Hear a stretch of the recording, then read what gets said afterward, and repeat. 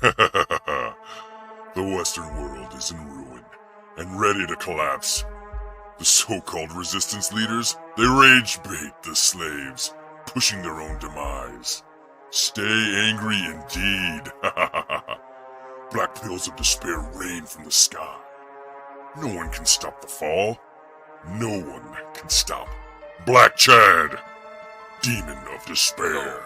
Stop putting your emotion into it. Wait, we need to look for alternatives. what's this? Look for solutions. We can't just, give in to despair and this program demoralization of the West. Come on, guys. What? You're not full of rage or despair? Fine. I will imprison you in an astral dungeon and keep you away from the others. No one will hear about your alternatives or your solutions or your silly indie brands. No one cares. The despair programming must continue. What? Welcome to Forever, nerd. You haven't won, Black Chad. Oh, yeah? I'll talk to and review every indie creator I can, and we'll fight against your despair. Even the bad ones? Yes, even the bad ones. Oh. You don't get it. I'm not trapped in here with you. You're trapped in here with me! Oh. Now on with the show.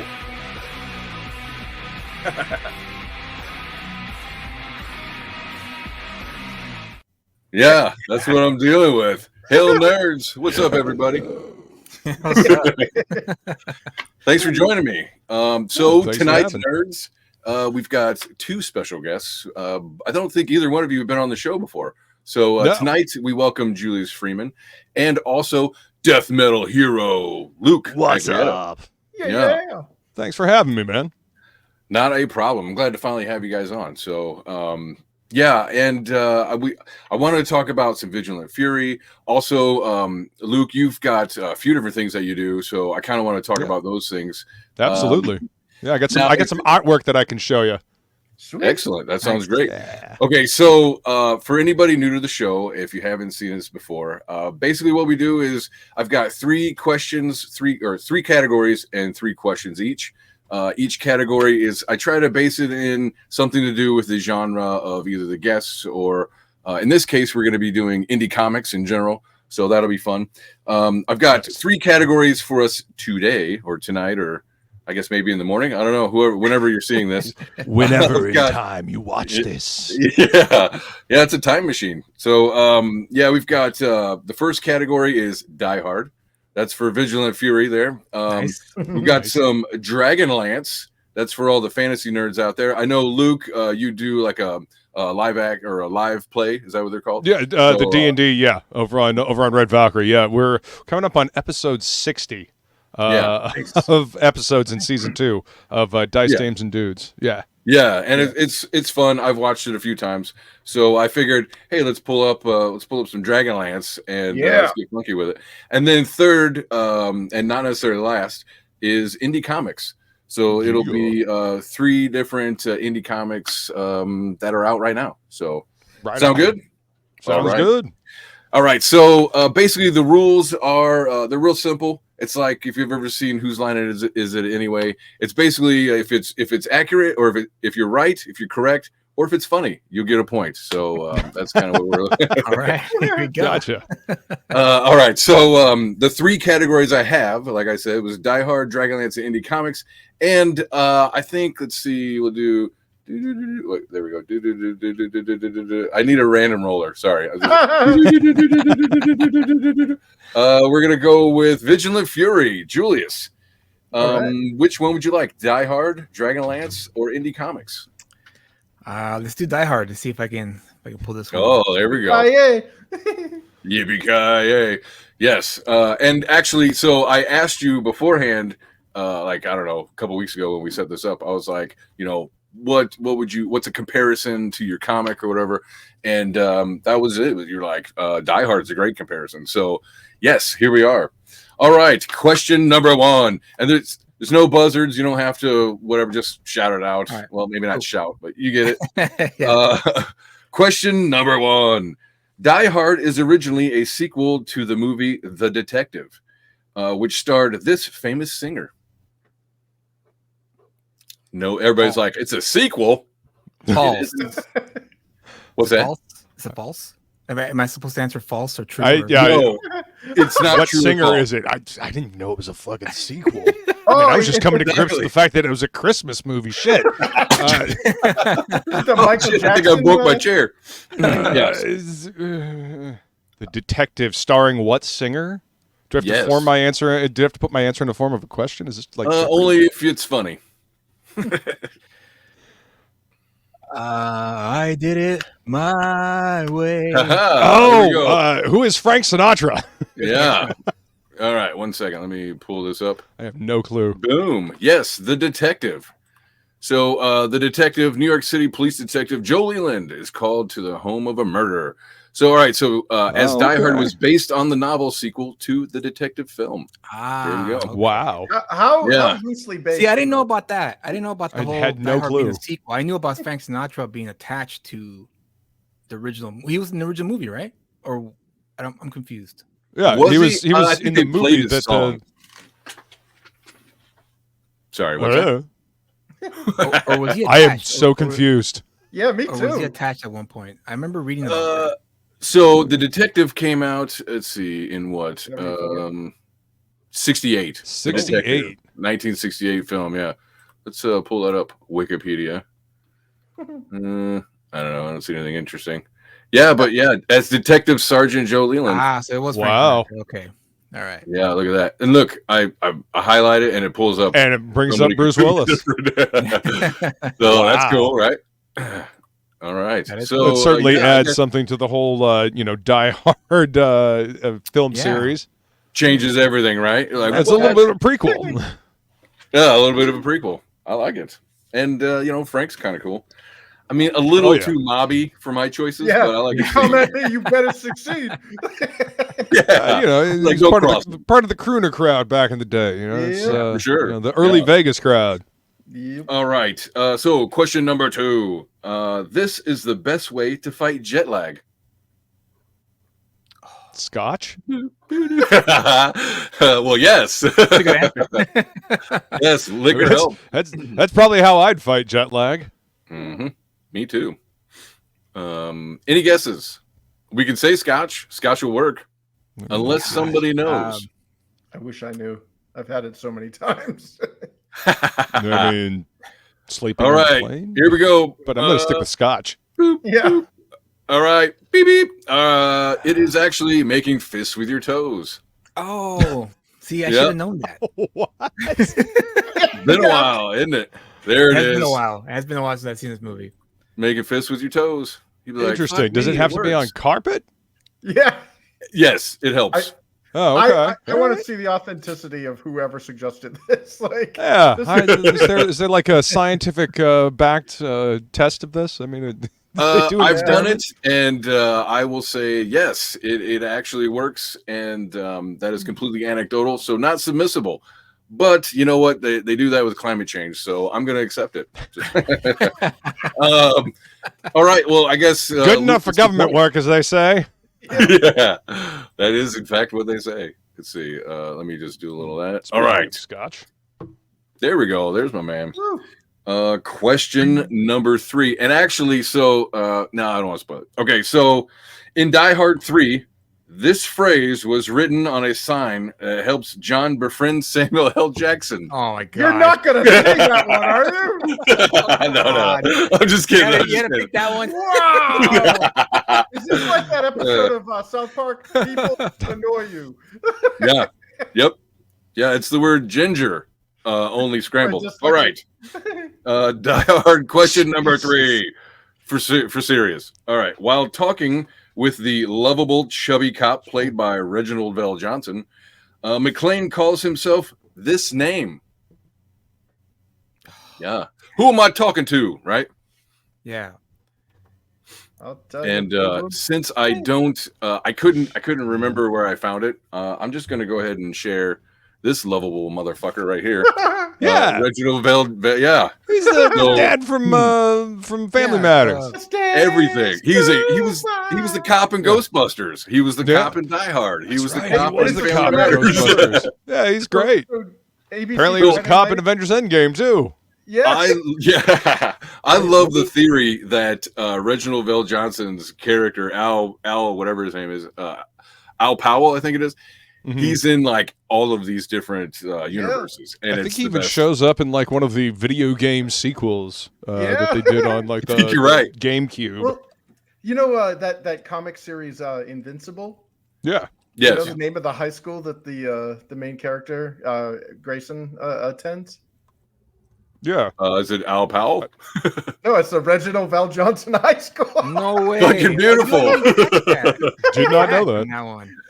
Okay, so I didn't mean to distract with Reginald's beautiful face, which some of those look kind of AI. Am I wrong? Like it looks kind of weird.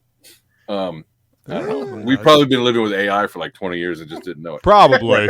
What was the name that he used when he's like walking around and he's like yippee Fucking Santa Claus. no, it was in fact Cowboy Roy Billy. You can call me a Cowboy Roy Billy. Mm-hmm. Nice. Nice. Yeah, I have not seen any of the Die Hards, especially the first one in a long while. So, was it 2 years ago? Maybe it was last year. I can't remember. Mhm. I was like, all right, we're going to watch this Christmas movie. And then I put on Die Hard. And my girlfriend's like, really? And then we watched it. And she was like, What? that's a There's great Christmas movie. trees in it. There's snow. Yeah. There's blades. I mean- There's squirrels.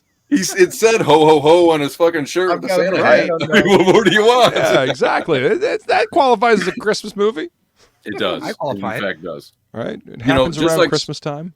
The first Spider-Man with Sam Raimi's Spider-Man is a Thanksgiving movie, and I will stand on that hill. So, Oh, they claim Yeah. Uh-huh. uh-huh. I mean, the death glare that Norman gives Aunt May when she smacks his hand when he tries to start picking at the casserole. He's like, Don't need to have superpowers to have a family fight like that. Round two. all right, Mr. Luke. Very nice. You need the music in the Uh, background. Yeah, Right. yeah. Let's hear some of that. All right, you've got two categories. We've got either Dragonlance or indie comics. Let's go with indie comics. Good See one, how good well one. I'm paying Let me attention set to it up indie real comics recently. Not that. All right. There we go. Now I'm ready. Indie comics. Are you gentlemen ready? Ready. I think. Hang on. Yeah, so take a shot. Yeah, it helps you think. All right, now I'm ready. That's what I tell my parole officer. Okay. Uh-huh. Good call. Question number 1. Marcos Zamora is a patriotic first-generation Cuban American and former Green Beret, cleans up cartels at the American border in this comic. Mm-hmm. It's a one-man wrecking Fuck. crew. Actually, I think he's got a partner, but I didn't write that down. I know it's written by Mike Barron. Small cards. Yeah, I know it's written by Mike Barron as well. I'm like, oh my God, why can't I I know. think of the name? I feel so stupid. I can picture the character in my mind. Right? He's like jumping with a gun or something. Yeah. Mm-hmm. Was on the news about he got Yeah, he was even on kicked off of mainstream news about Indiegogo. Yep. Is it. this Any guesses? is it Just a throw it thin- out there. thin blue line? It is not. No, that was the other. That was the other book he did. I actually know the dude that was the artist on that book. He's actually a cop. The artist that on helps. that book. Yeah. Very nice. All right. Well, I don't hear any guesses, so I will take that one. Something It is- American. Yeah. Yes. Private American. Private American. I couldn't think of the first word. I was thinking of that picture right there, Yep. and yeah, I had American, and that was about Jumping it. and shooting. Yeah, and a knife. I mean, Yep. why not, right? In his Hey battle man, armor. you know the guns for long distance. The knife is for up close and personal when it gets Oh, dirty. dude. And he's You know? definitely up close. So, Uh-huh. yeah. The Have knife you- has is more anybody read this? satisfying. No, I haven't. I missed I have out not. on this book, but the artwork looks great in it. Yeah. We're about the only ones. Look at that. $81,000, almost 82 No. grand. It's for him. fantastic. I love that. Yeah. You love to see it, especially for a creator like Mike Barron. Yeah. Right? Yep. Yeah. Oh, look at that. Who did the art on this? That's really good. Well, anyways. All right. Establishing shots like that always take forever. Yeah. I bet. 1 second. Let me set this up. I'm kind of new at this. I'm a bit of an amateur. All right. Question number 2. I've been doing this for 3 years and I'm still an amateur, so it's okay. Yeah, until I get paid to do this, I'm an amateur, I suppose. All right. Yeah. Question number 2. An ancient spirit of death struggles for control of a supernatural suit of armor against a human New Yorker. The two form an uneasy alliance in this 90s throwback. Reaper Destroyer by Mr. Joe Sontag. Yeah. Nice. Congrats. Yeah, I kind of wanted to throw a loop on it because it'd be like, well, he's a human who's struggling. No. This is the spirit of death struggling with a fucking New Yorker. Who's seen more death? Yeah, there we go. I mean, this is just crazy. Joe does a fantastic job, man. I'm looking forward to this. I love. Yeah. I mean, I grew up reading a bunch of fucking comics in the '90s, and I love how much early Top Cow, like early '90s Top Cow. Right. Actually, I guess early to mid '90s Top Cow is dripping off of this book. I just fucking love it. For sure. It's like, I don't know, Spawn, The Darkness. Yeah, I see all of that. For sure. Yeah, it's absolutely in that vein, man. You got the supernatural bend. You've got the city. Yeah. It's fucking cool shit, man. I can't wait to get this book. I really enjoyed the ash can that he put out. So I can't wait to see the full. I didn't see that. Yeah. I managed to get in on the gold one and the silver one, and I ordered a couple of the silver ones, and I was actually able to sell one of them in the comic shop. Getting it out there for people that don't know about the crowdfunding scene. So man, I'm excited for this book. Yeah, definitely. Yep, I'm waiting for it too. I saw that he even has like metal cards or something like that. Or I don't know. Yeah, my co-host on Topicless, Jason Bascom, he did the artwork for those cards. I think. Rick he's the one that did that. Yeah, he's the one that did the artwork on that. And then they've got the full size color metal prints as well. So Jason's cool as shit. Hell yeah, man. That's why I've been doing a show with him for 3 years. Yeah, right. That's my homie. Super cool. Nice. Yeah. All right. 1 second. Let me stop. Loving all over that. All right. Yeah.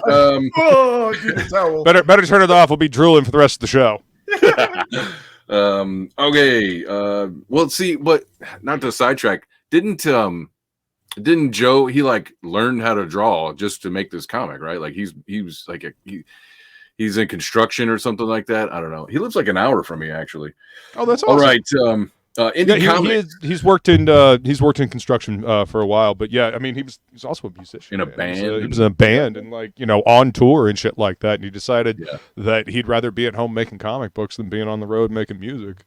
And I can fully respect that, man. Do something that you really love, making comics, and be able to be near your family. Living on the road. I'll drink to that. Yeah. No, we got to get the scotch for the skull. Skull. There we go. Yeah, salute. Okay, Indie Comics question number 3. Follow the story of a bounty hunter, Neo Samurai, and the fate of our solar system in number 4 of this sci-fi series. Mm-hmm. Matt the Merc teaser.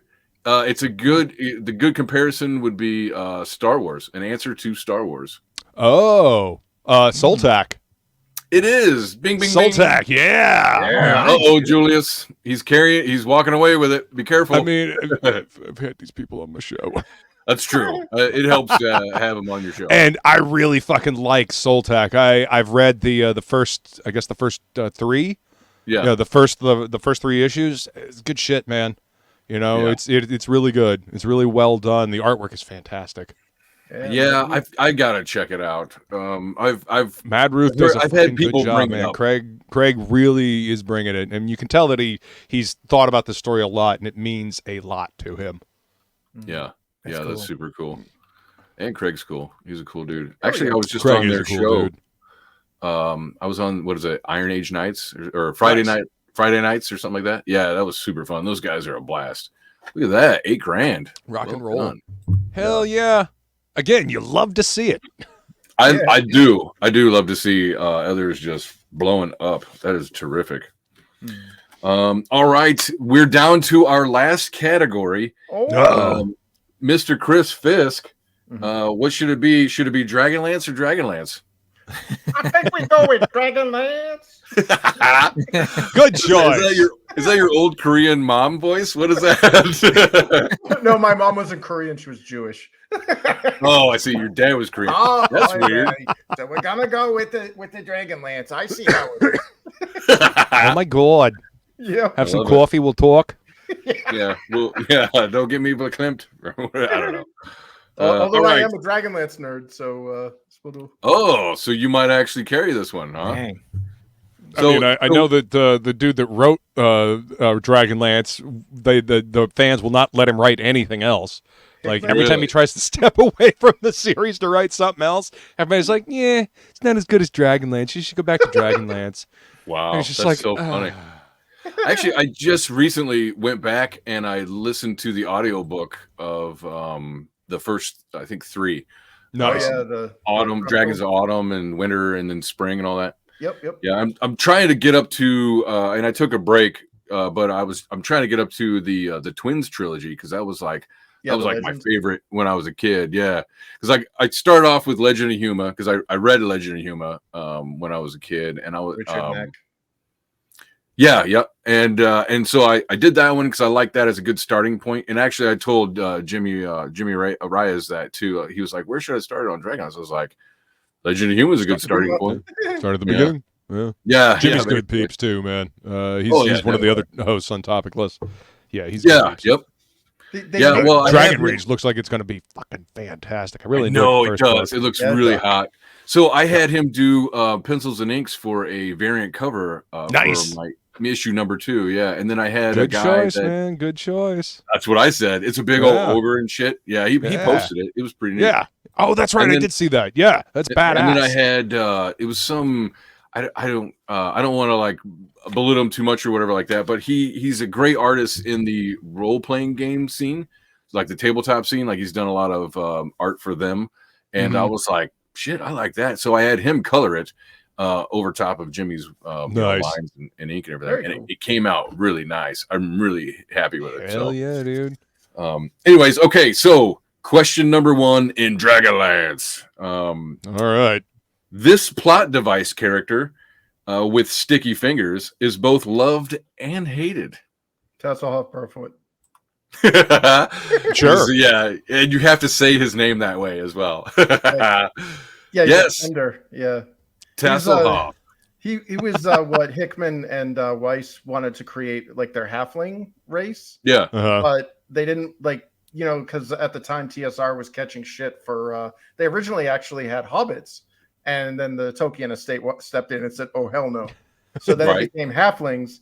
And then they're like, we can just make our own unique race. So they actually made the Kender that turned out to be one of the most interesting and annoying races in the world. They're immune to fear. They see death as boredom. Like they don't fear anything. Interesting. Wow. And they're kleptomaniacs. Wait a minute, Julius, you sound like a duck out of water here. Are you not familiar with Dragonlance?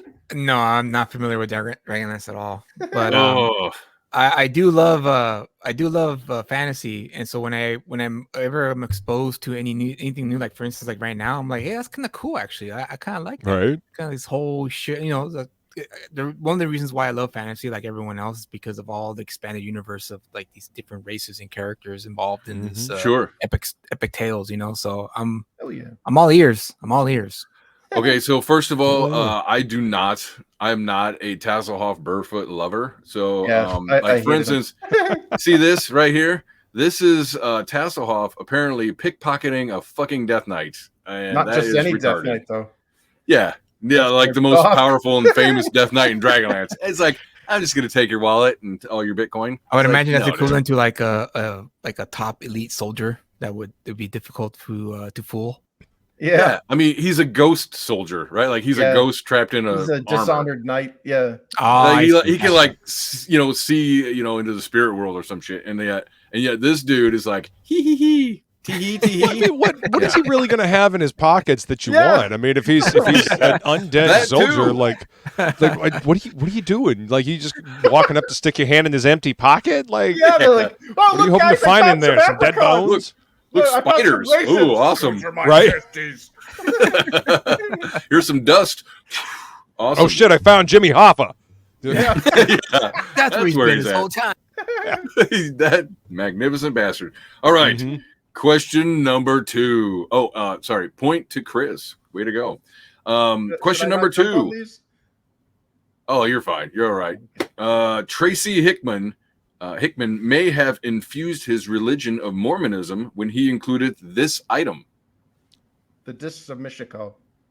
Yes. Ding, ding, ding. Congrats. Let me see if I got certainly better than the, tidy whities of power that I was going to say. So, yeah.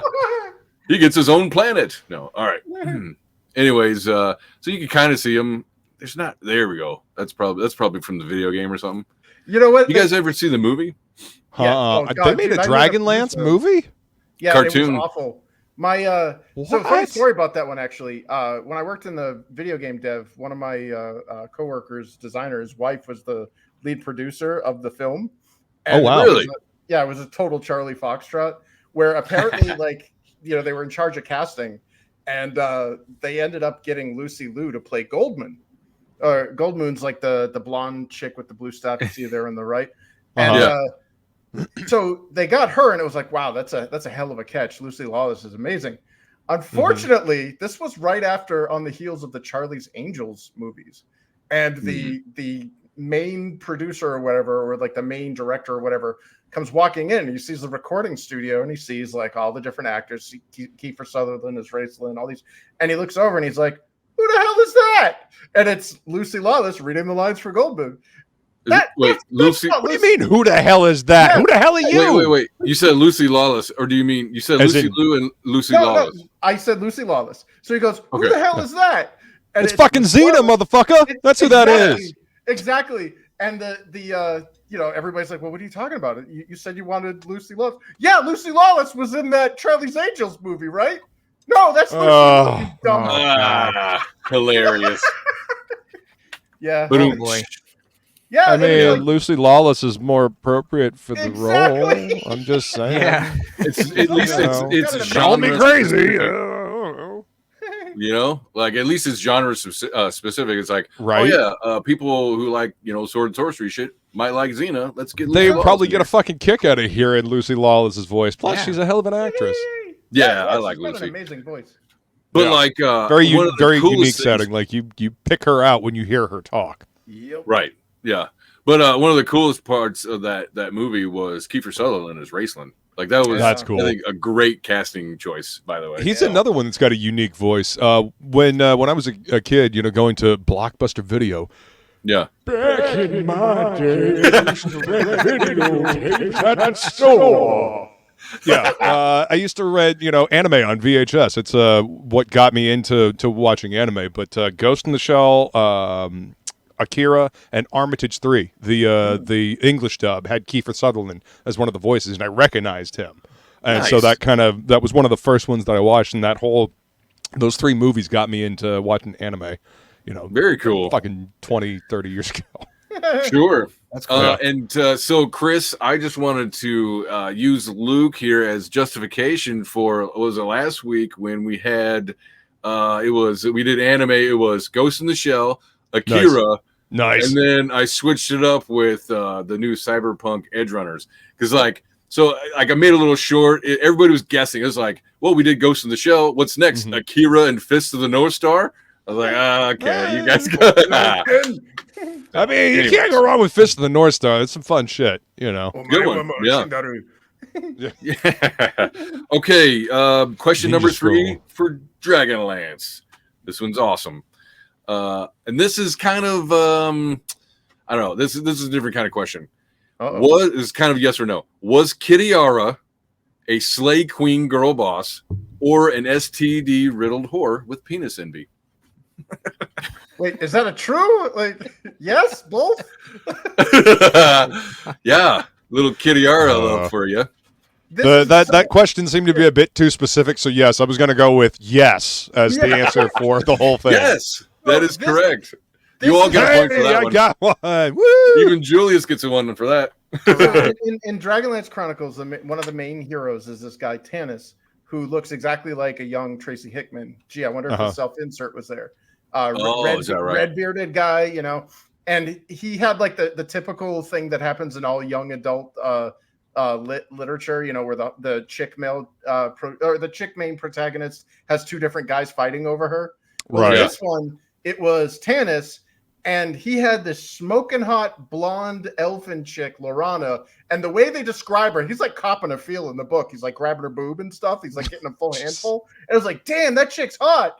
And he totally like turns her down for this brunette chick who ends up being like an evil dragon high lord. Fuck yeah. I mean, I like his taste, but that's fine. Wait. Let me guess. Another self-insert by an indie creator? He's like, I'm going to put myself in that shit.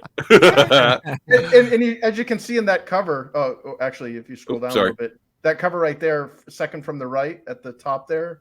With the three people? Yeah, with the three people. So you got Tasselhoff there on the left. You got the smoking hot blonde Lorana that was totally, you know, jumping Tanis's bones. And then like a strawberry blonde. Surprise. Yeah, it was a big surprise though, because in the book you're like, is that a dude? Like you look at the cover, because he's got his arms crossed intentionally, so you don't see the boobage. Right. That turns out to be Kitiara, and she's also the younger sister of the twins. Older. Older sister of the twins, Caramon and Raceland, who are basically the main characters of the next series. Yeah. First of all, I just want to call out some of this cosplay. Holy shit. There's some top dollar Kitiara cosplay. Look at that. Look at that armor. Holy cow. Hell yeah. How long that helmet took to make. Holy fuck. Jeez. And like how? Look at them horns. Damn. Yeah. Shit. There it is over here too. Whew. Yeah. Goodness. The level of detail some of these cosplayers were able to get is pretty incredible. Yeah. Oh, dude. What's that actress's name? Holy crap. I know that face, but I can't remember her name. She was kind of newer. She would make a great Kitiara. Except for her, I mean, she's a bit crazy, so maybe that would help. I don't know. Crazy hot quotient. Is you talking about that picture right there? She kind of looks like the chick that was in Deadpool. His girlfriend, Marina Baccarin? Monica Baccarena or something like that. Okay. Yeah, that's what her face looks like to me. I mean, sure, I can see that. Yeah, right on. Anyways, yeah, that's some great cosplay. All right, let me go ahead and kick that.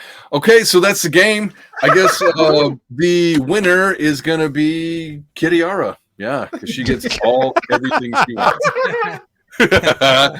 Congratulations, Kitiara. Anyways, life imitates art.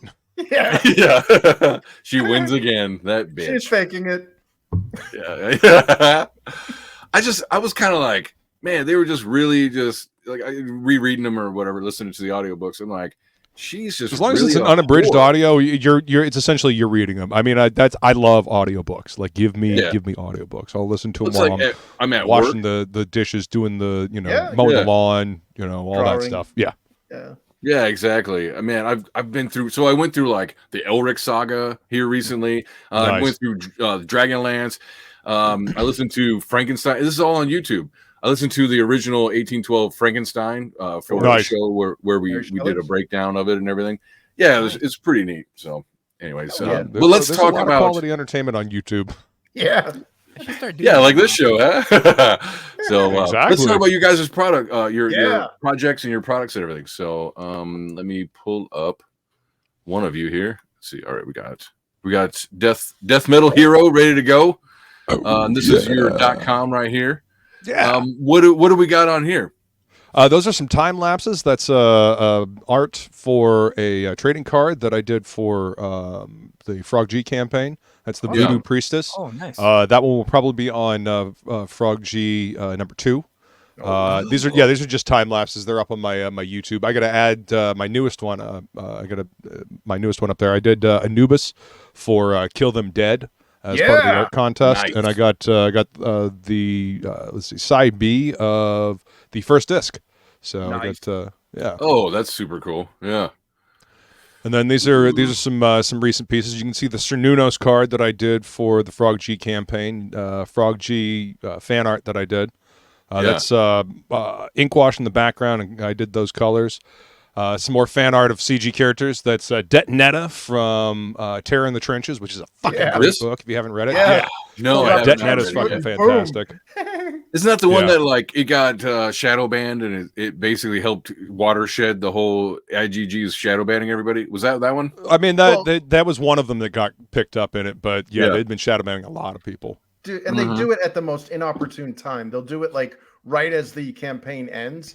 And they did that to Vaughn. Like they told Vaughn, like basically he had a perk that was like a test tube, and they're like, "Oh, it's drug paraphernalia or whatever." And it's like one quick search for bongs, and I could totally go on, like on Indiegogo, and it's like, what exactly is their problem here? Yeah, no. It did seem kind of malicious. If I know anything about crackheads, they like the little roses in the little tubes at the convenience store. That's all I know. I don't know why. I'm not sure why they like the roses, but they do. Easily attainable class, I would guess. Yeah. Anyways, that's this is a bunch of fan art and work that I was paid for to do. I did that Salamandroid. That was a commission. The In Envy We Trust and the Samurai Priest I did for Jason for his Absolute Book 2 campaign. And that's Butch Cleaver that I did for our boy Matt Burke. The Tom card I did for Absolute Book 2. It's Goblin Girl piece that Ink Spot's colored. Yeah. Whoa, Rocketeer. What'd you say, Julius? Oh no, I said I was digging that Butch Cleaver trading card. Oh, thanks, man. That was actually one of the first things that I did in this scene that got published. Nice. That's dope. Yeah, I was talking to Matt. Matt's, he's been on my show, and we have a shared love of metal. So I was like, yeah, dude, I'll do a card for you. Hell yeah. And so, did the I considered doing heavy metal again, but like I think in the past couple months we've done at least 2 shows that featured heavy metal and songs and all that. I was like, okay, let me try something a little different. But totally. Next time you're on, we'll do some heavy metal. So all right, sounds that's good, really man. cool. See, that's Wolverine, Yeah. I don't know. That got sold in the Red Valkyrie auction. Actually, most of this artwork got sold in Red Valkyrie auctions, the art auctions. Very cool. Yeah. I gotta say that's like probably my favorite version of Wolverine too. So. Oh, Weapon X. Yeah. Mm-hmm. Yeah, and a lot of these were Fragtober pieces during the first couple of years of Fragtober. Very cool. A lot of these I did live on stream with Fraga. And then there's the 24-hour comic page. I got the last 2 panels of the 24-hour CG comic that Rotten Glory put together, and that's the page right there that I ended up. Very with. nice. Yeah. And of course, over here, the whimsical werewolf. That's obviously how you pay your bills with the furries. So that's fine. Hey man, they got money, and they are willing to pay for good artwork. Yeah. So, all right, little unfortunate side note. My oldest daughter, when she was a little bit younger, her boyfriend's younger brother was like, I don't know, 14 or 13 or whatever.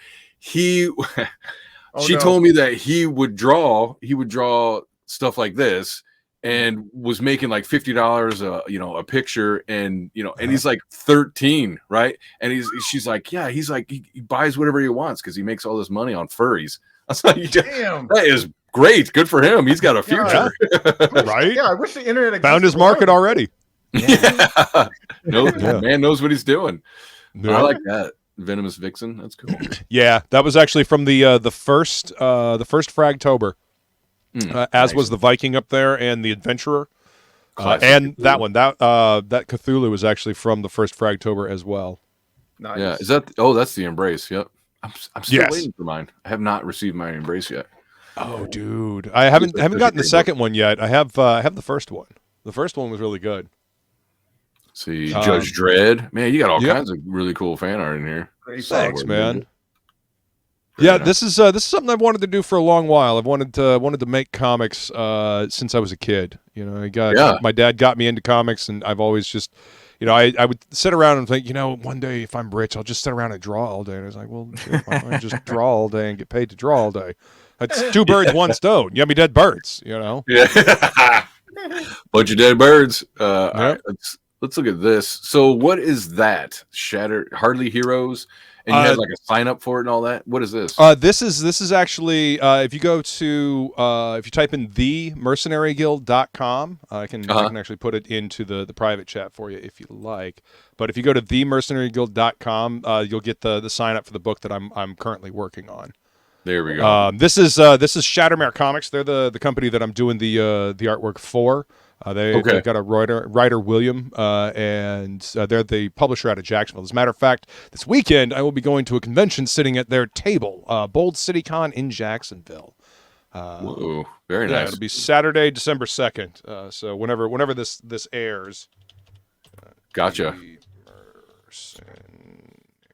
I think I can spell. Guild.com. Let's see. Yeah, I had it, and then I followed through, and it led me here. So I was like, wait a minute. Oh, yeah, it's the mercenaryguild.com is part of the Shattermare website. Mm-hmm. So it's part of their website. But yeah, here you go. This is the link. If you want to follow that link there. But yeah, these dudes are cool, man. They actually did it in the old school. They came into the comic shop that I was working at around like 2019, right before the pandemic popped off, and yeah, they're they're like, hey, we're looking for an artist to do a comic book, and I kind of pointed them in the right direction to find an artist, and they found an artist, and then like a year and a half later, they came in like, here's our first issue, and they've been doing it ever since. Nice. So yeah, this is the sign up for Mercenary Guild. This is the book that I am penciling and inking, and that's one of our characters, Bane. He's doing his best Uncle Sam impression there. Yeah, it's like was that Bill the Butcher and Uncle Sam had a baby? Yeah, right. Yeah. More like Snake Plissken. Yeah. Yeah. He's got the eye patch. He is definitely a Snake Plissken type character. I like it. Very cool. Thank you. Cool. And if you sign up, I'll share my screen here. If you sign up for the Mercenary Guild, if you sign up for the email list, then when the campaign goes live, and when the campaign goes live and you back the book, you will get this exclusive Nicole, the Elven Sorceress trading card. And nobody else is going to be getting this card except for those that sign up. It's going to be exclusive. Very nice. So, yeah. Very cool. Like trading card size, or how big? Yeah, trading card size. We're gonna do a series of cards with the main characters at least, and she's kind of like a bonus main character. She's the hot chick. She's definitely more than just the hot chick, but she is definitely hot. What's I need some of that in my comic. What's the story about? It is a war-torn land. This island city. This island. It's a West Coast island, and it's war-torn. Goblins, orcs, trolls, all kinds of stuff ravage this land, and the evil thought that thought was beaten back is starting to reemerge in the land, and this town is trying to rebuild, and the Mercenary Guild is trying to make a new life for themselves. They've come to this place to try to build a new life for themselves, and suddenly they find face to face with evil. So and there's a mages guild as well that they're contentious with. So there's all kinds of cool shit going on. The characters in this book are actually based on you guys remember the old forum RPGs that people used to play where you type in everything? Mm-hmm. These characters are based on characters that William played like 20 some odd 30 years ago. Like on those early AOL servers, so it's these are characters that have been cooking in his head for a long time, and they're finally being translated into comics. So that's super cool. Good old dark fantasy in the vein of Savage Sword of Conan is what we're kind of going for. Are the orcs evil? I mean, the ones that I've drawn so far are. Dungeons and Dragons has always been racist, you bigot. That's true. It's Chat of always been racist. I've got it on good authority from Wizards of the Coast that D&D has always been racist. So as well as a lot of blue-haired people. I don't know. Yeah, Lord. put those Hey, listen, I take offense to the dungeons. blue-haired thing because I'm blue-haired. I've had blue hair longer than these people have been bitching on the internet, so I don't want to hear it. Been rocking his hawk for a long time. He's Well, a you must be one of the daywalker. better ones. Yeah. Blends in. The Daywalker. Exactly. Very nice. All right, so that all looks great. Plus, Thank you, man. you're a part of what is it? The Frog G's campaign, right? Voodoo. Yeah, I did some artwork. I did name. trading card on that. Sir Nuno's card, the big bad. You know, their bad guy. I did a card for them with all of his evil nightmares coming out of his hand. Inkspot's colored that card as well. And that's sick. Jason. Jason's a part of that as well. So yeah, Yep. I'm waiting for that. That looks really good. Inkspot's. I had Frog G G on like a year ago, and Frog G he's such a cool dude. Oh, he really is. So. As a matter of fact, check this out. You can't really see, but I've got a light up skull. As a matter of fact, I can pull this off of the stand over here. This is a skull with a mohawk cool. in it that Frog G Oh, made neat. for me. Oh, Yeah, get and it's real. got- Oh, he made that? He made it, yeah. Oh, yeah, dude. he's And a it sits dice on a maker. lighted base over there. And then That's I've so got cool. my Sir Nuno's card that he 3D printed as like a relief thing. And Yeah. that's really hard to see, but it's in a light up base as well. So yeah, got big love for my boy Frog G. He's cool piece. Yeah, for sure. Very nice. Yeah, very So with talented. all of that man love going on, let's switch to Vigilant Fury.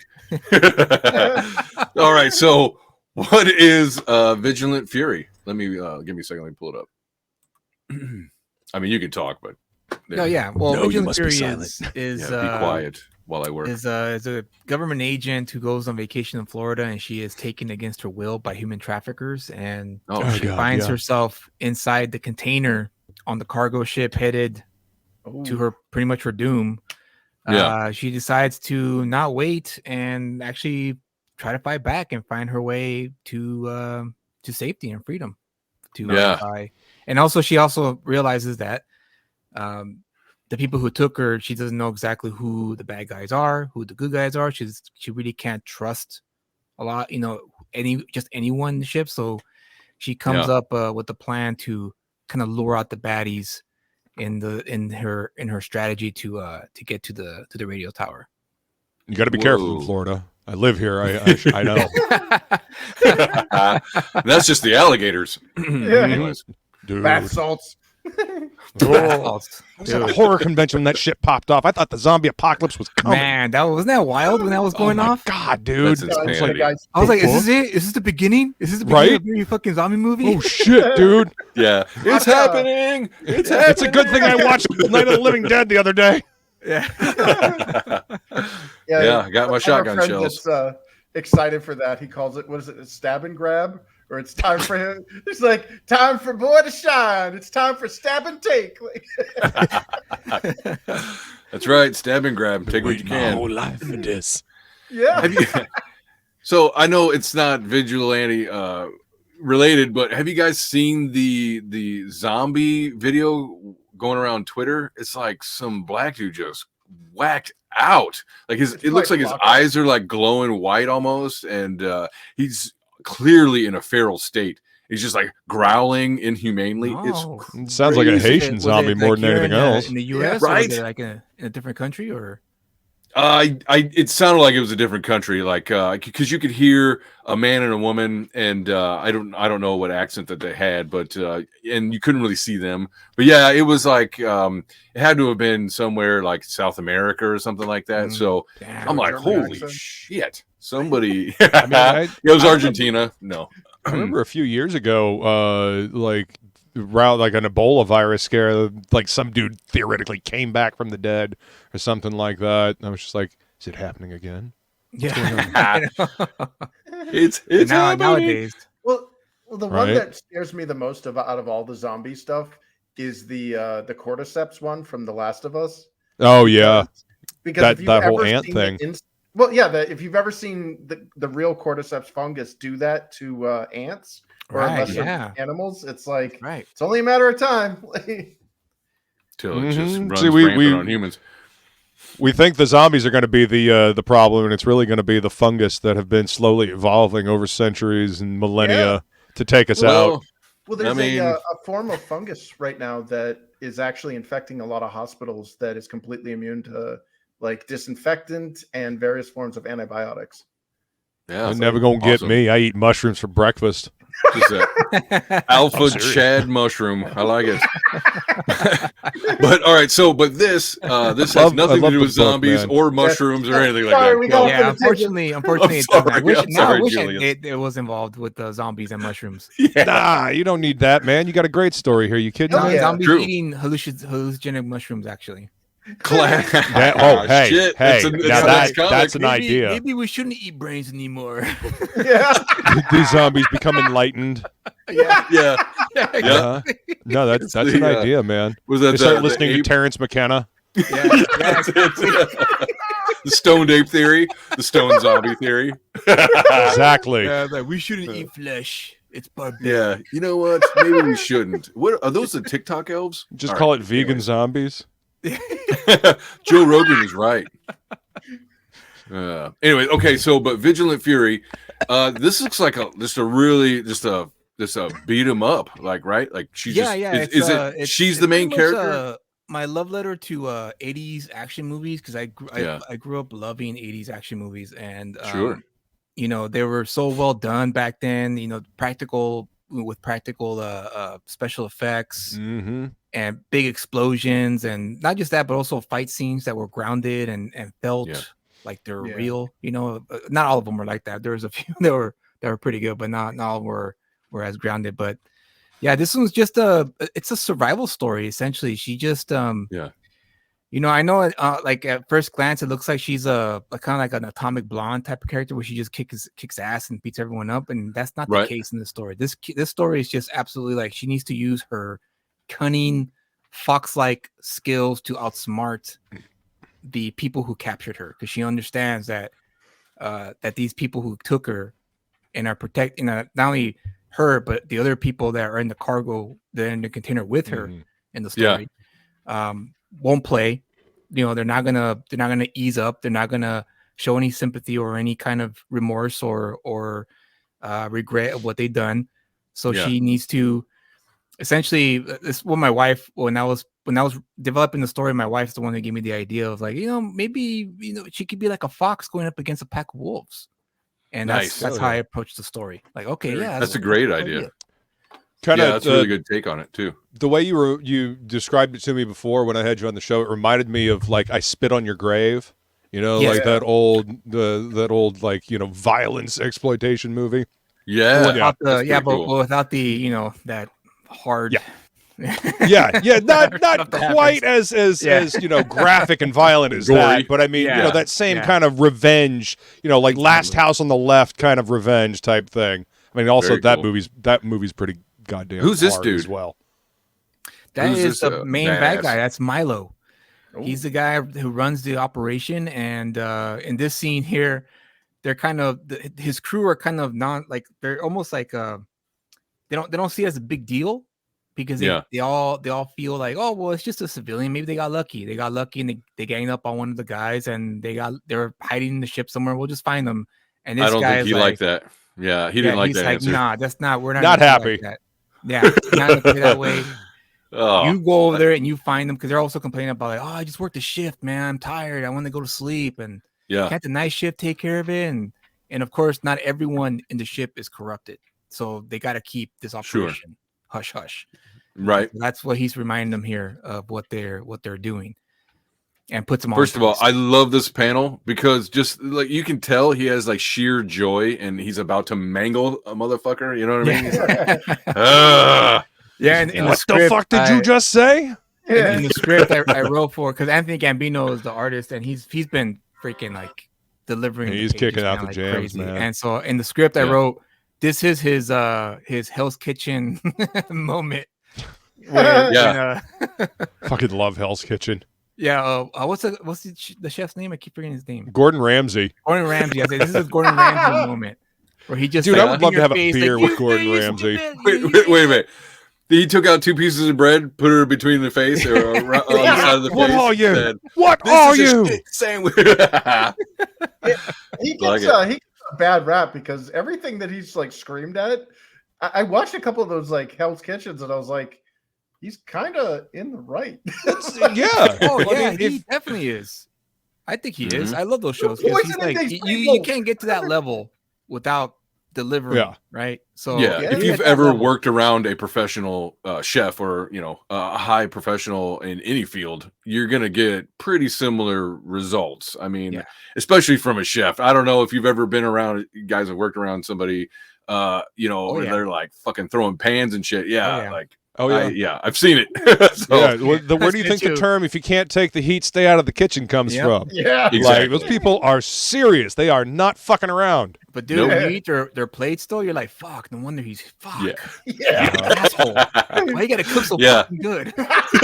I'm hate eating. He's fucking good at what he does, man. Damn, fucking delicious. Yep. You should check out his show Uncharted. My girl Flying Feline turned me on to that, and that's actually a lot of fun watching him go to different places and cook different cuisine that he's not familiar with. Like it's cool. you get to see him in a completely different light, and he's a pretty quick learner. Like he's a pretty quick study. He's got like a week to learn how to cook a certain style, and then it's presented to locals that know the cuisine really well. It's definitely worth checking out. Gordon Ramsay's Uncharted. Go check that out. Does that mean he gets his comeuppance then? Like, does he get dressed down and all that? Sometimes people are like, yeah, that wasn't good, and he's got to be like, all right, cool, Yeah. Some Southerners like, this isn't grits, and throws it. No, perfect episode is he goes to Japan and like tries to cook that blowfish that if you don't prepare correctly, I haven't seen that one. And there's like a Japanese guy that's like a foot and a half shorter than him, screaming at him. He's like, "Oh yeah, yep." And he's like, bead of sweat as he's cutting it. He's like, I can't. He's like, yes, sensei. Yes, sensei. Yeah. Look at that, though. That Simpsons episode where Homer eats the blowfish. Oh, right. And the chef is like making out with Mrs. Krabappel in the back. Yeah, he's making out with some chick in the back in his car. Oh, the old teacher. Yeah. So I really like this. I think you were right when you said Nick. when you compared it to like Die Hard, because I'm getting that serious vibes here. Like because you're on a ship, you're in a a claustrophobic kind of enclosed setting. She's got to be stealthy, avoid these minions and I guess terrorists. So yeah, definitely the cartels. It's almost a modern take of the labyrinth story of Theseus and the Minotaur. That's kind of what that was the foundation. When I was trying to come up with the story, I was like, well, it's kind of like a maze in a lot of ways. And so I read the story of Theseus and the Minotaur again, just to get an idea of like, okay, that's how I'm gonna approach it. Like that. Theseus, right? It's Theseus. Yes, I'm sorry. Yeah, Theseus and the Minotaur. Yeah, I mean, they can't go wrong with going back to the classics, man. No, they're classics and they stand the test of time for a reason. I always tell every person that wants to be a comic book writer or a writer in general. I always tell them, especially the new ones, the young ones. I say you always just read the classics at least once, so you can have an understanding of the why Iliad, the Odyssey. Yeah, exactly. So that way you have an understanding like how good stories are told. So they can, you can tell stories that can be engaging, stand the test of time as well. Right. Look at that. That's pretty cool. So I'm assuming she's Catholic. No, that's a sample of Gambino's commission. So this here, this is one of the perks, which is the featured perk there, the commission bundle. So for 75, you get the book and you get a 9x12 commission piece by Gambino. So you could pretty much request whatever you want him to draw. And that was an example he did for another client of his.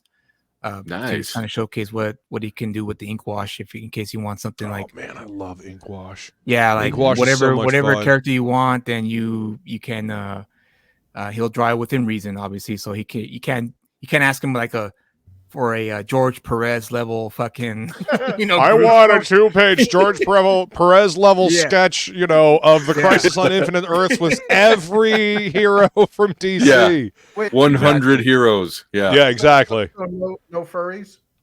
No furries. I think it's with Vigilant furry. You gotta, Oh no! No, we had a joke about that. Yeah, that might be that might be the Don Chin version. Yeah, she is kidnapped by the mutants, and she's pissed. Don Chin, I'd love to hopefully spoof my book, and you call it video. Hell yeah, parody dude, press, that would be man. hilarious. Don's great. That would be hilarious. Ooh, look at that! You got a commission book, 3 sketch cards, very nice. Gambino special.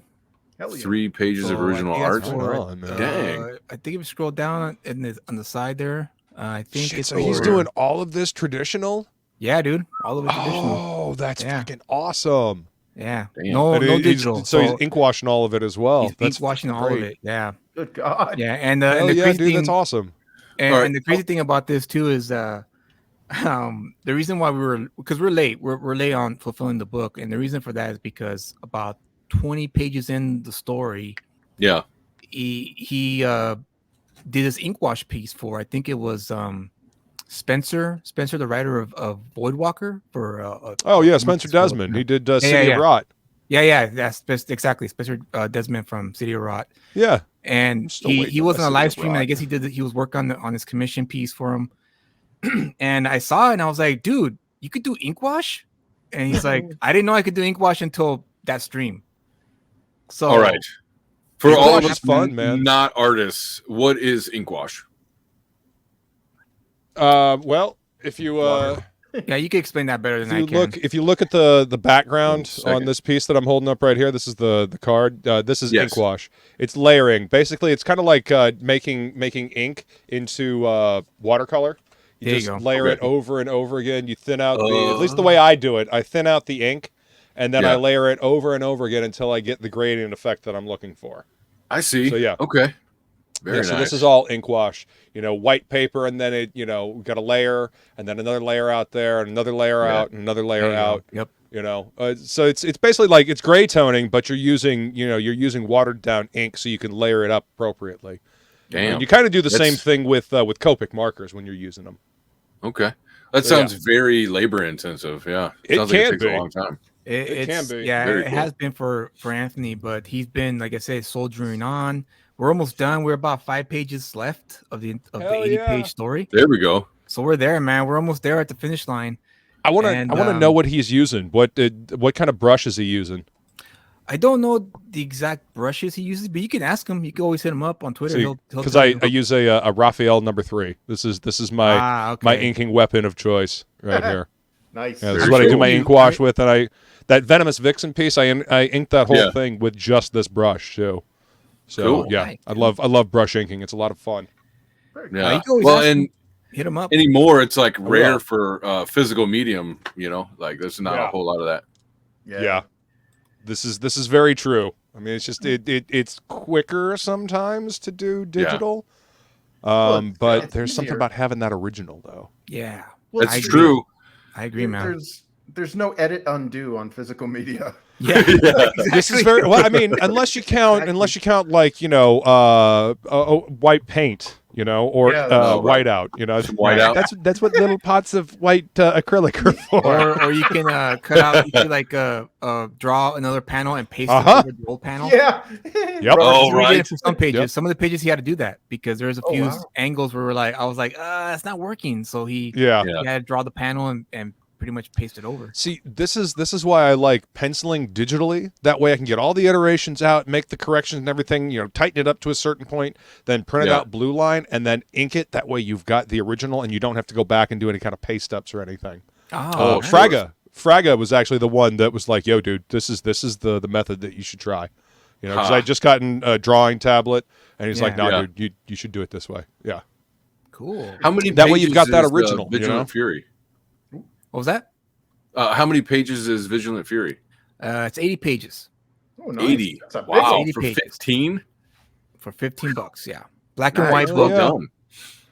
done. Black and white, and it really is nonstop action. I was lettering the pages a week ago, the pages that he has turned in, and man, it just goes, and I'm really proud and happy as to how the final product is coming out.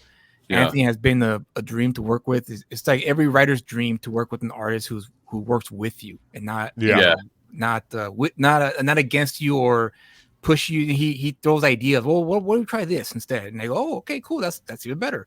So it's you have a collaborator that's invested in the story, not just doing the job. You got somebody that's actually a collaborator rather. than he actually loved the story. He dug it. He was all for it. And his approach also for the look of the ship was Aliens. He's like, I watched Aliens and I was like, that's what I'm gonna do. That's it right there. Yeah, brilliant. Well, that also leads to the claustrophobic and the tension. Yeah. Yep. Mm-hmm. Totally. Exactly. The industrial feel for sure. Mm-hmm. Yeah, I really like this page, by the way. So nice setup. He's in black. Then it's a reveal. He looks innocent. She's got the option to just kill him. He doubts she'll do it. She doubts she'll do it. And he's like, I really like that look. I knew you couldn't do it. Yeah, I knew you were weak. Exactly. Yeah, it's a really good page. Yeah, it's that moment. It's when you guys read it, you'll know exactly what they're talking about when they're at that moment. I'm not gonna reveal it until you guys. Sure.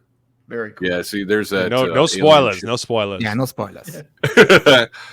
So very nice. Very cool. All right. Let me see. Remove that. Boom. There we go. Very cool. I like it. That looks really good. Very Vigilant Fury looks like it looks like exactly what you said. It looks like Die Hard on a ship. So pretty much. Yeah, fighting against some of the newest, I guess you could say, villains in American culture right now is like human traffickers. I mean, everybody is going nuts about that now. So it's crazy because I researched about human trafficking years ago, and the seed of the story came when I actually asked myself, well, what if I was in that situation? Like, would I have just given up, or would I try to take some of these people down with me? Yeah. And the philosophical question was, well, how do you combat violence when someone commits violence against you, right? Taking your free will away from you. How do you combat that? And the answer was pretty much force. That's how you fight violence. You show them they made the wrong fucking decision. Exactly. That's what you do. Exactly. What is it? The old Irish saying? It's not whether you win or lose the fight. It's whether you make the other person sorry they fought you. Yeah, exactly. Exactly. On the head there, Chris. Love it. That was like the best over the top Irish. It was that I've heard in a while, so that's really good. He's working on it. I'm proud of him. So see, I when I start out in Irish, I'm more up here, but the more Scotch I drink, I go back down here, and I feel more natural because it's fucking Scottish, and I think I've got some Scottish ancestry in me. So I drink Scotch and I speak Scotch. So, but I'll definitely drink to that Irish saying. Hey, you definitely got to roll your R's. My neighbors roll the R's. They're straight out of Limerick. Half the time I couldn't understand what they said. They're a mouthful of shit. Holy cow! Yeah. I'm watching these riot videos out of Ireland, and I can't understand this fucking thing they're saying. It'd be worse if it was Scottish. Yeah, they'd be slurring everything everywhere. Matter? I can't tell. Let's go, kids. The subtitles is just question marks. Well, the problem is that everybody's drunk all the time, so that's just how they've learned to speak. Let's get pissed. Let's get pissed. Let's get pissed. Yeah, I like it. So I guess we're at the hour. So is there anything that you would like to shout out, or anybody you'd like to say what up?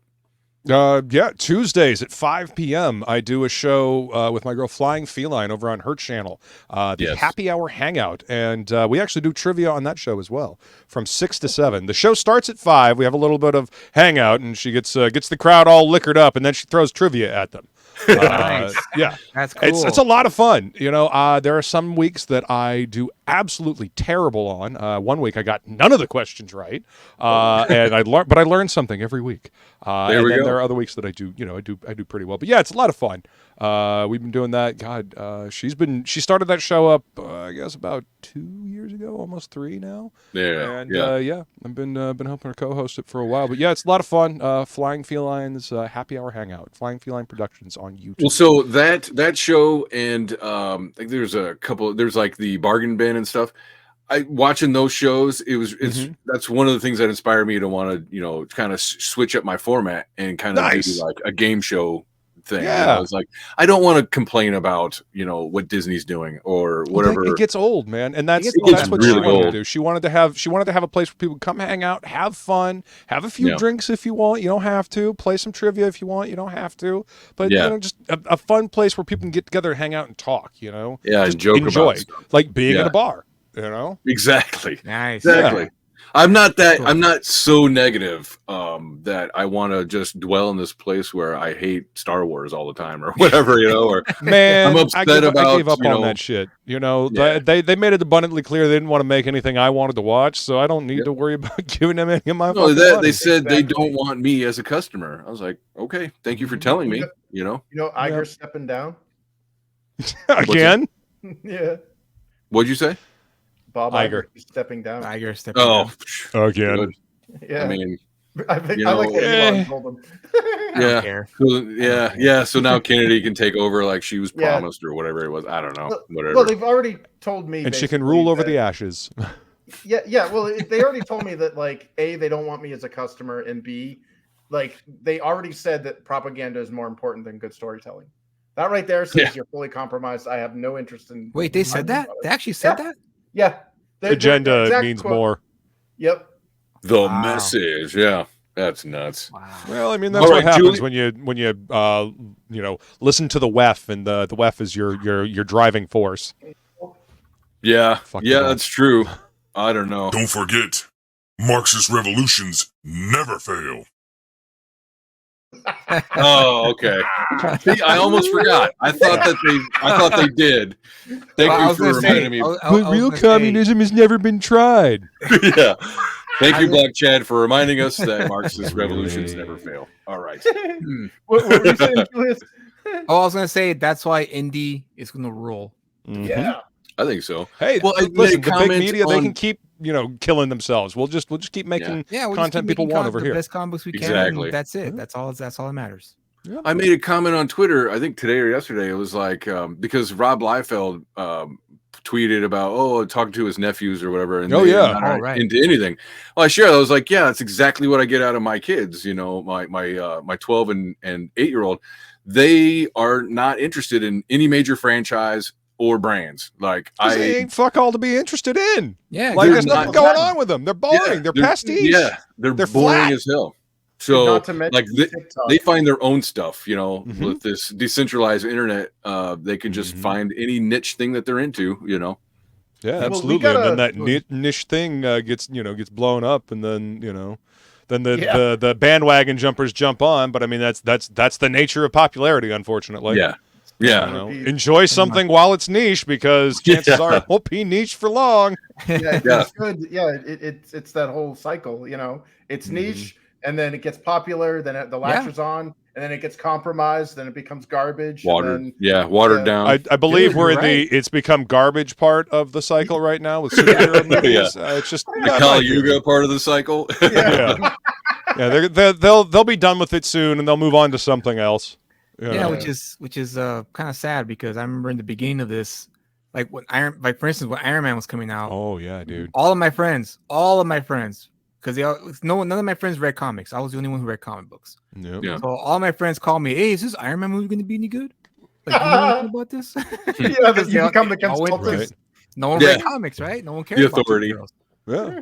They I had to watch most of these movies, like the first 10 years of the MCU. Like a lot of those movies, I had to watch 4 times. Like Captain America: Winter Soldier, I went and saw 4 times in the theater just because I wanted to see it with all of my friends, and I couldn't get everybody together. Yeah. Saw Doctor Strange a couple of times. That was actually the last movie I got to see with my dad in theaters too. It was Doctor Strange, the first one. Yeah, he's underrated. I liked it. I think it was Critical Drinker or whatever. He did a thing on how it was kind of like underrated. I think so. I 100% agree with that. I think if people were to go back and kind of look at it, it really delivers on a lot of themes. You didn't like Doctor Strange when it came out? Yeah, there was a lot of griping about it, but I mean, I enjoyed it. I thought it was cool. There's so many people don't like anything you put out there. You're gonna have a whole tidal wave of people who hate it. The general sentiment that I heard was that Stephen Strange was a very similar character to Tony Stark. The snarky, and it was like, okay, I can get that, because Mm-hmm. In my opinion, I really liked Iron Man, and I really liked what is it, Captain America: The First Avenger. Oh yeah, First Avenger was great. Yeah, like I love that. Like I love anything World War II, but like directed by the same dude that did The Rocketeer back in the day. That's why it worked. Oh hell yeah, yeah, that's why it worked. Exactly, Julius. That's why it worked. But like as like they started getting more and more like we started getting Thor, and we started getting like it started getting less movie-ish and more like monster truck pull. Like they started giving, you know what I mean? Like they didn't. You mean goofy spectacle? Yeah, it started getting more like spectacle over story. You know, it was like, let's have a conversation. I still like Ragnarok. You know, I'm of two minds on Ragnarok. I enjoy the movie as a whole. I'm not necessarily sure I enjoy it as a Thor movie though. You know, I enjoy it as an adventure kind of comedy movie. It would almost work as a D&D type movie. Because that's the most recent D&D movie kind of reminds me of Thor Ragnarok. But as far as like a Thor movie goes, I'm not sure it necessarily works. There's too much humor. You know, there's too much, over the top goofiness. Yeah, well, that's fair. That's Marxist deconstructionism, where you're not allowed to take the protagonist seriously. And unfortunately, like here's the thing is that Dungeons and Dragons movie really got a bad rap because they basically made a comedy and it was amazing. It was hilarious. Well, watching it made me feel like I was sitting at a table with a bunch of my dorky fucking friends playing a tabletop. That's cool. Some of the funny, goofy shit that would happen to them is the kind of goofy shit that would happen to you while you're sitting at a table with your friends playing D&D. Well, so and I blame the marketing on that one. No, dude, the marketing did not do it any favors. Do not give any of the cast members a microphone or the production crew or anybody.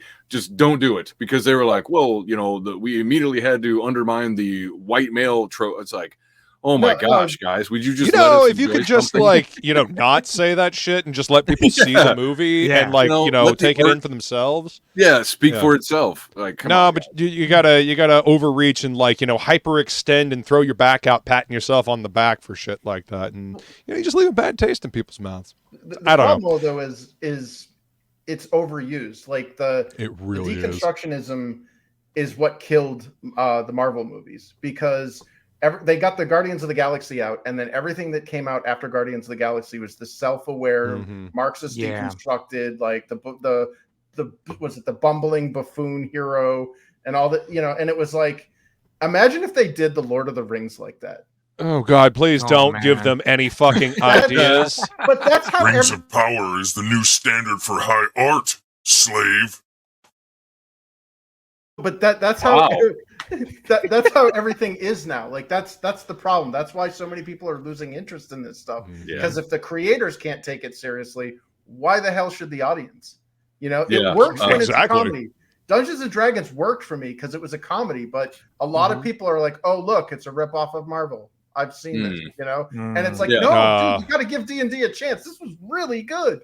Yeah, it was well written. I mean, there's no movie is perfect, but I mean, it was good. It was fun. I enjoyed it. I rarely laugh. I laugh a lot, but when I'm watching a movie by myself and there's nobody else there to see me, I rarely laugh. That movie had me laughing hard. Like the dungeon in the the dragon in with the dungeon. Dragon. Yeah. Or the part where he was failing the illusion. They're like, what the hell is wrong with that guy? Yeah, his face is fucking melting. Yeah, that was pretty good. And watch it. I gotta go back and watch it. It's definitely worth a watch. I like it. It's definitely worth a watch. Autistic paladin. But more importantly, my family enjoyed it. So basically whatever my kids are into or like, then I was like, all right, let's check out more of this. So and they did enjoy that. So I mean, I hope that there's a second one. So yeah. No, it was fun. Hugh Grant as a villain is always a treat. I mean, that dude just chews up the damn scenery. Yeah, you're right. I watched him in The Gentleman, and he was fantastic in that movie. I don't know if you guys ever seen that movie or not. Not yet. Which one is that? That's not a Guy Ritchie film, is it? It's with Matthew McConaughey. That's a Guy Ritchie movie. Oh, yeah. I have seen that. He was fucking great in that movie. Yeah, he was fantastic in that movie. That was set over in the UK, right? It's it was in the with UK. And it had what's his name, Colin Farrell as the boxing guy. Yeah. Coach. That was a pretty good flick. I enjoyed that. I like Guy Ritchie films though. Yeah. Well, I like McConaughey and who's the other guy? All right. Yeah. I mean, the actors sound terrific, so I don't know. The gentleman, it's good shit, man. It's good shit. Yeah, Charlie Hunnam is in that movie as well. Oh damn! Yeah. Right on. So I guess let's go ahead and wrap her up though before because I mean I have a feeling we could probably talk about all this for another hour. Sure. But let's go and wrap it up. I guess is there anything else? Last minute shout outs before everybody goes their separate ways. Yeah, for me, you could check out my YouTube channel called Julius Freeman Comics, and every Friday I go live with my co-host Kyle, who is a new comic book reader. He's started reading comics a year ago, and welcome, he and I talk about what's going on in the industry or what's going on in pop culture, and then the second half of the show, we have a segment called "Is It Worth the Pickup?" where he reviews a comic book he picked up and breaks it down and at the end of it says, yeah, it's worth the pickup, or actually it's not worth the pickup. Hell yeah, dude, I love it. That's a different spin. That's really good. It's a different spin. And also the perspective, Every Friday, we are going to try to have the creator sit in the hot seat. We call the hot seat. Oh no! He's going to review the book with the guest on the show. Oh shit! We did it last week. We did it last week with Ray, the writer of the Cryptonals.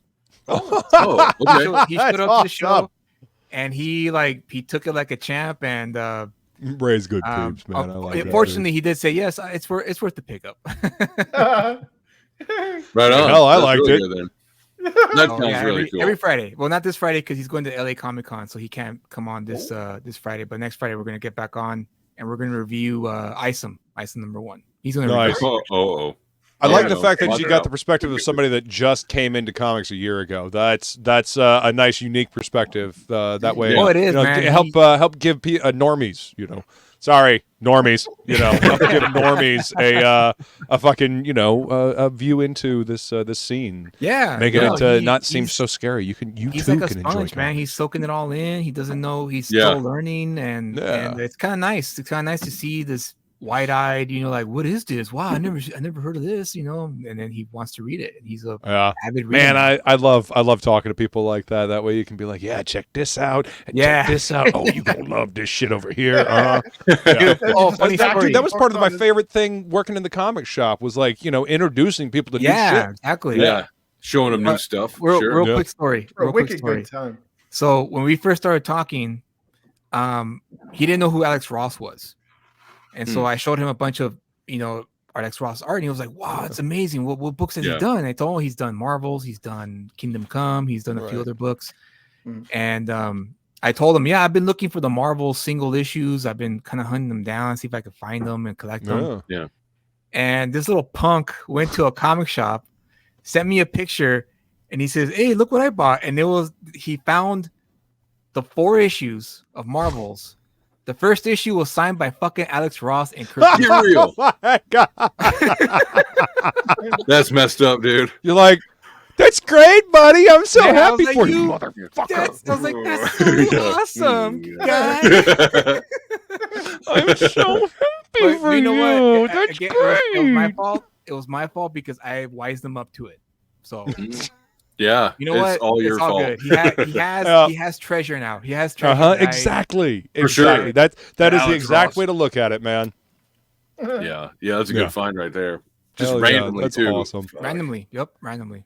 Yeah, you can still find some gold in them there comic shops.